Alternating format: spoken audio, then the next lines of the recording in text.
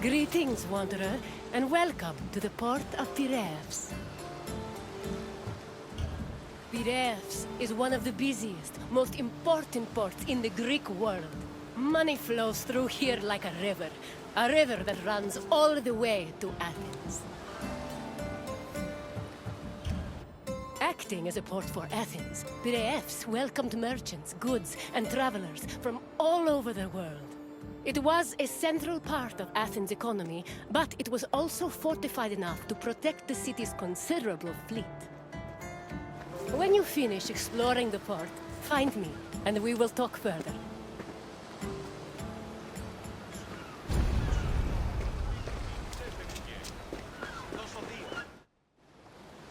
Piraeus, a peninsula southwest of Athens, became the city's main port after the politician Themistocles encouraged the development of its natural harbors. These developments led to the gradual abandonment of the older harbor of Phaleron. Piraeus's fortifications were further developed by Cimon and Pericles, along with the long walls, which ensured goods could still be moved during sieges. Piraeus was divided into three main sectors: the military port, the Emporion, and the residential area. By the 5th century BCE, it had become not only Athens' naval headquarters, but also the mercantile center of the Mediterranean.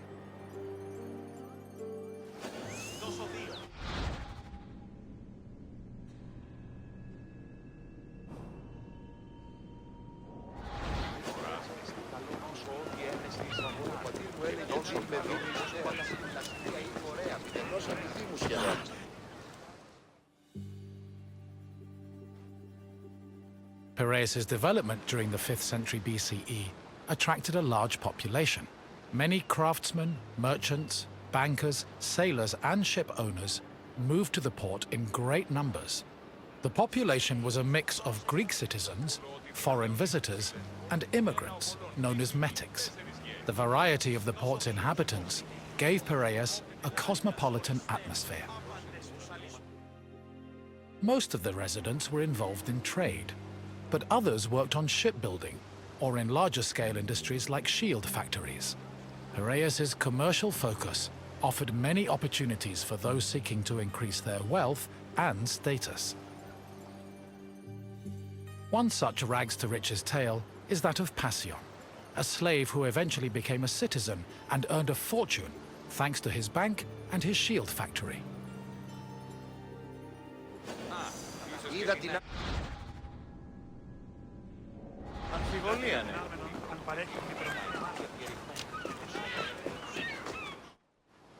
Piraeus was a demi, or district, of Attica. Because of its size, function, and varied population, it had a much more complicated administrative structure than other demes. Above all, Piraeus was closely monitored and controlled by the Athenian assembly due to its importance to the city. Within the port, there were two separate categories of trade: international trade, which took place in the Emporion, and retail trade, which was managed by Kapoloi in Piraeus's agora.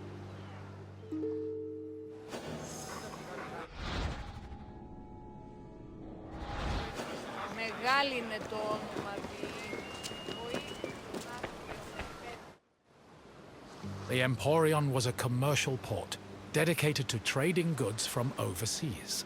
All international transactions were required to be made within its limits and needed to be exclusively wholesale. Elected magistrates managed all business and laws in the port. Meanwhile, port authorities known as epimeletes oversaw trade and took care of the regulation of prices. This was an especially crucial duty, as the amount of supplies and goods could fluctuate wildly based on factors like bad harvests or lost cargo. Common products sold in the Emporion included vegetables, fruits, fish, leather, timber, marble, metal, weapons, and ceramics.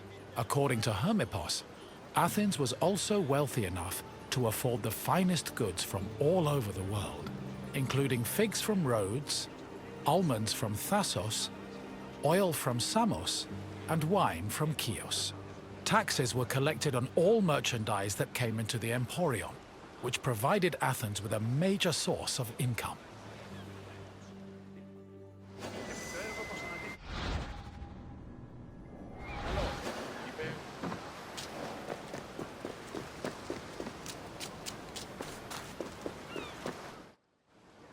After arriving in the Emporion, merchants set up samples of their goods in a display area called the Deigma.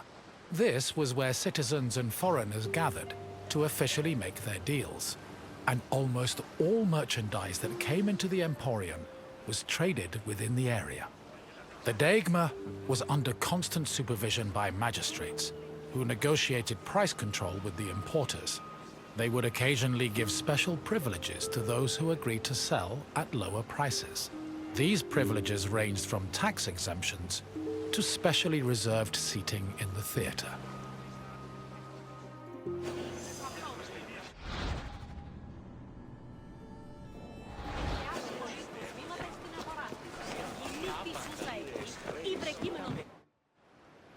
Piraeus was a deme, and as such was supervised by a magistrate called the Demarchos.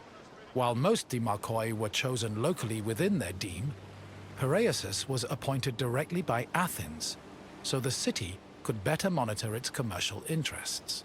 In fact, matters regarding the Emporion, the military harbor, and the grain trade were regularly debated and decided by the Athenian assembly.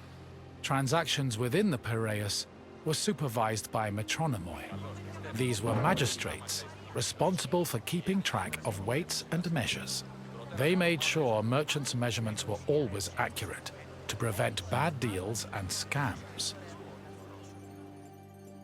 Even though Piraeus would eventually develop into a city in its own right, it always remained under the control of Athens.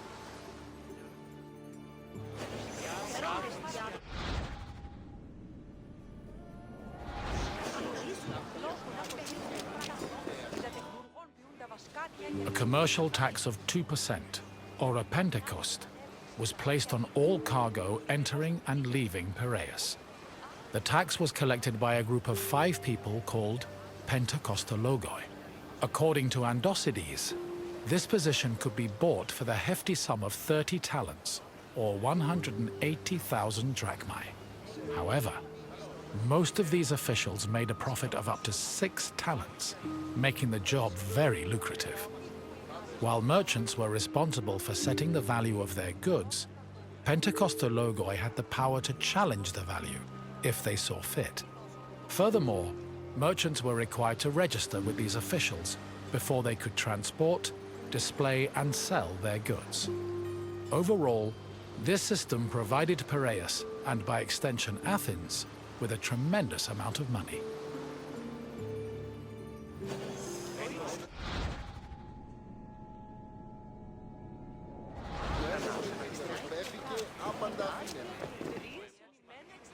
The sale of grain was overseen by special magistrates called sitophilikeis.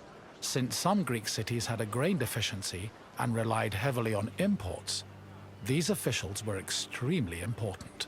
Their duties encompassed all aspects of grain commerce, including price control and profit margins, to ensure Athens remained well-fed. This is no surprise. Grain was so important to Athens that 2/3 of all stocks were required to be transported and sold at the city's agora by law.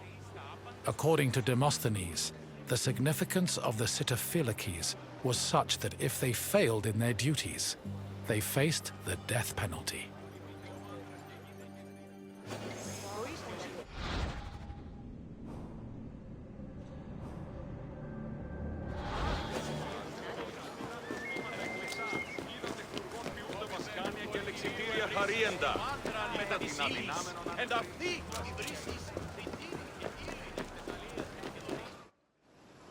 The Emporion operated on a foundation of credit and loans.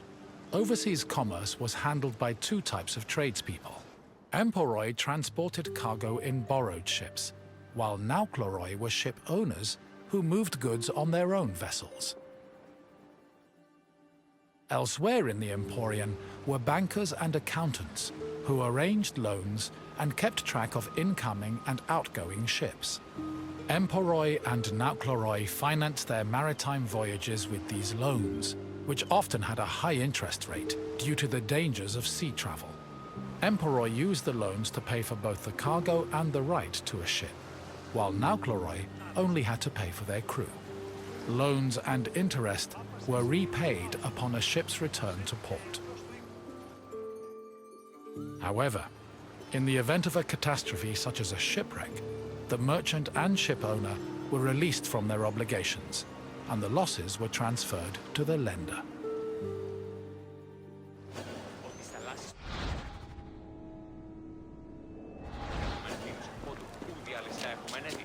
You've returned. I hope you enjoyed your stroll through the port. Piraeus was important to Athens' commercial interests, but it eventually came into its own as a vibrant and bustling port. If you have any questions, don't hesitate to ask. Of course! Follow me, Wanderer.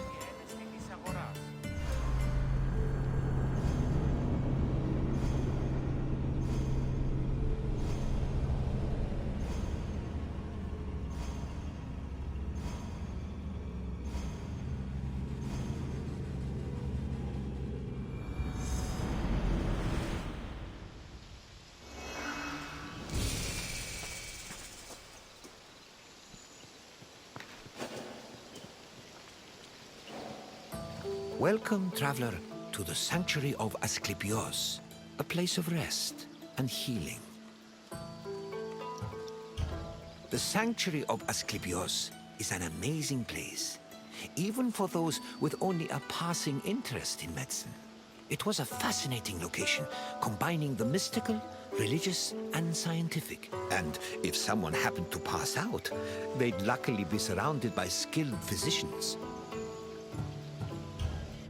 This is the Sanctuary of Asclepios, the god of medicine. It was here that the sick and weary came, seeking cures for their ailments. Sometimes the medical practitioners provided the cures, and sometimes the healing came from the gods themselves. This tour will help explain the inner workings of the sanctuary, as well as the unique way the Greeks approached medicine. I hope you enjoy yourself. I'll be waiting for you at the end of your visit.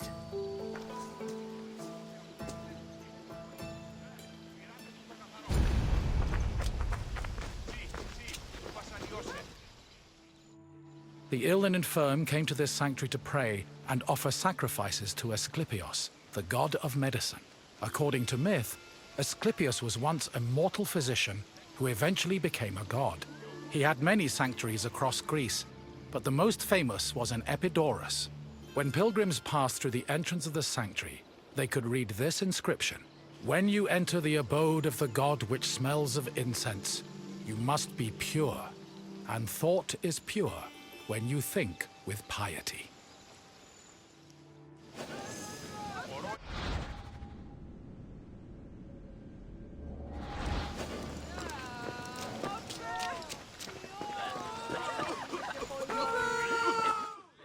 Medical steles constituted a sort of hub between medicine, religion, and the divine.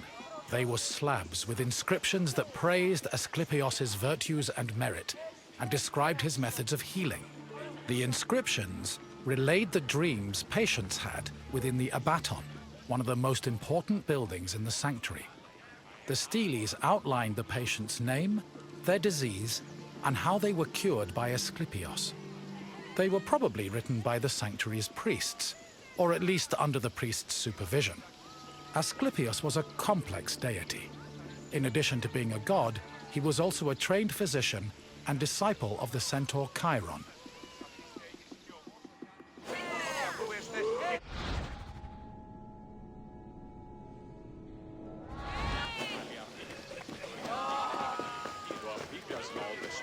το Αγίου του Αιμού Εγκεφάλου, ο θορυβή και η βροντά, ο ενώσικας... Διότι την Ιθαμά επανέρχομαι στη Ισιώδου Θεογονία.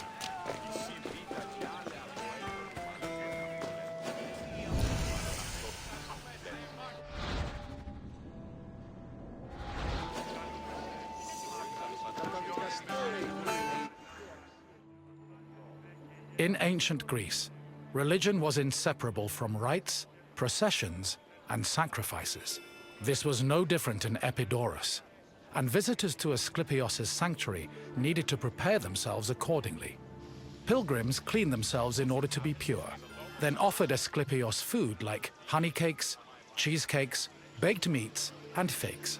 The food was placed on the sanctuary's holy table, where it was presumably later taken by priests.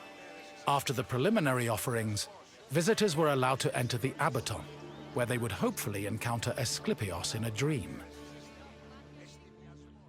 Medical steles also mention that healed patients sometimes gave additional offerings to Asclepios as thanks for being cured.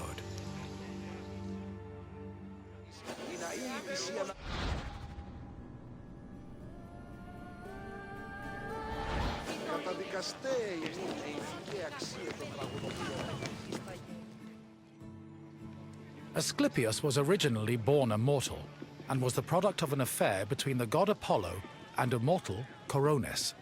Apollo killed Coronis after discovering she had been unfaithful and ordered her body burned on a funeral pyre. However, he rescued his unborn child from Coronis' womb before the fire consumed her body. Apollo gave the baby to the centaur Chiron, who raised Asclepios and taught him to practice medicine. Over time, Asclepios became so skilled in the art of healing, he could even raise the dead. This angered Zeus, who sent Asclepios to Hades with a thunderbolt. Apollo retaliated by killing the Cyclopes, responsible for making Zeus's thunderbolts. Then, Zeus revived Asclepios, making him immortal and deifying him in the process. In sculptures, pottery, mosaics, and coins, Asclepios was portrayed holding a staff intertwined with a sacred snake. The staff is a symbol of medicine that still endures to this day.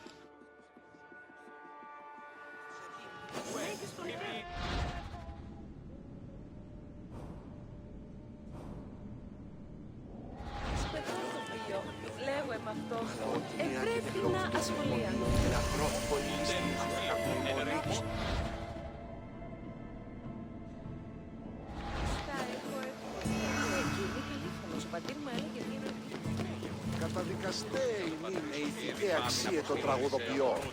Τραγωδοποιός εστι κλέπτης ως δια των υποκριτών. Τραγωδία ανέρεσης εστί, εστιμιασμός, δικαιόμενος είναι ακλονίσιμη ισορροπία του πνεύματος.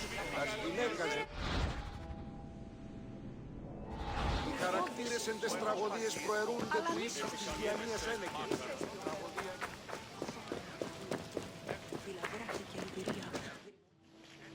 The Epitateon was the priest's residence. As the link between patients and the gods, priests were essential to the operation of the sanctuary. They were often elected into the priesthood for one-year periods, but could also buy themselves a position if they were wealthy enough. In addition to interpreting patients' dreams in the Abaton, priests both supervised and performed sacrifices and rituals. During these functions, they were usually clad in white.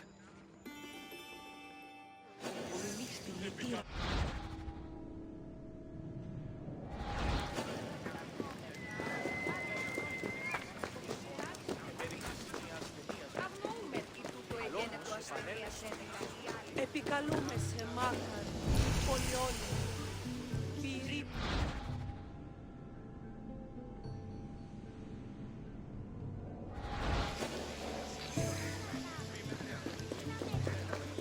Στο τέρμα της οδού. Μη ποιήσεις με εκτός ομιλήν. The Abaton was built in the northern boundary of the sanctuary, where it surrounded a sacred well whose water was believed to have therapeutic properties. The Abaton was where pilgrims went for incubation, or dream rituals. Details of the incubation ritual have been described in unearthed medical steles. They were also noted in Aristophanes' play Plutos, which featured a more comedic view of the process.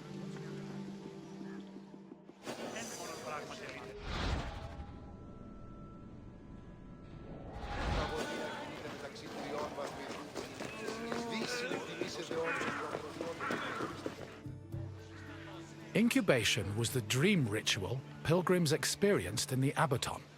After completing the necessary preliminary rituals, pilgrims were allowed to enter the sacred building, where they lay prone. As they took in the smell of burning incense, the sanctuary's priests extinguished the oil lamps and asked them to sleep in silence. Once they were asleep, Asclepios would appear in their dreams and give his medical advice. The advice included diet and treatment recommendations, as well as requests for specific offerings or religious rituals. Upon waking up, priests interpreted the patient's dreams, unless a patient had been miraculously healed in their sleep. However, if a patient was completely beyond help, they were removed from the Abaton. This was to adhere to a ritual law that stated that no one could die or be born within the building.